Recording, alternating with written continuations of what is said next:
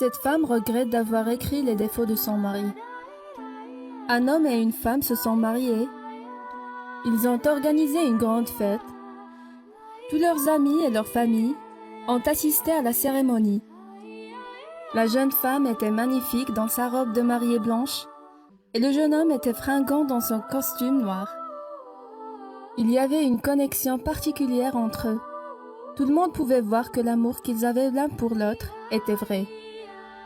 Quelques mois plus tard, la femme a fait une proposition à son mari et lui a dit « J'ai lu dans un magazine, il y a quelque temps, comment nous pouvons renforcer notre mariage. Chacun de nous écrira une liste des choses qu'il trouve un peu agaçantes chez l'autre. Ensuite, nous pouvons discuter de la façon dont nous pouvons les réparer ensemble et rendre notre vie plus heureuse. » Le mari a accepté sans la moindre hésitation. Alors, ils se sont séparés. Chacun est allé dans une pièce différente. Ils ont réfléchi à la question pour le reste de la journée et ont écrit ce qu'ils trouvent ennuyant l'un chez l'autre. Le lendemain matin, lors du petit déjeuner, ils ont décidé de revoir leur liste. « Je vais commencer », a proposé la femme. Elle a sorti sa liste et il y avait tellement de choses à écrire, de quoi remplir 3 pages. Alors qu'elle lisait sa liste des petits ennuis, à haute voix, elle a remarqué que des larmes commençaient à apparaître dans les yeux de son mari. « Qu'est-ce qui ne va pas ?» a-t-elle demandé.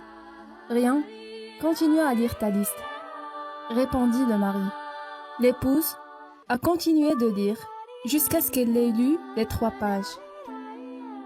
Elle plaça soigneusement sa liste sur la table et croisa les mains dessus. « C'est à ton tour maintenant. Ensuite, nous parlerons de tout, » dit-elle joyeusement. Tranquillement, le mari a déclaré « Je n'ai rien sur ma liste. Je pense que tu es parfaite comme tu es. Je ne veux pas que tu changes quoi que ce soit pour moi. Tu es adorable et merveilleuse. Le jour où j'ai décidé de t'épouser, j'ai accepté tes qualités et j'ai aimé tes défauts. » L'épouse, touchée par l'honnêteté de son mari et la profondeur de son amour, elle tourna sa tête et pleura.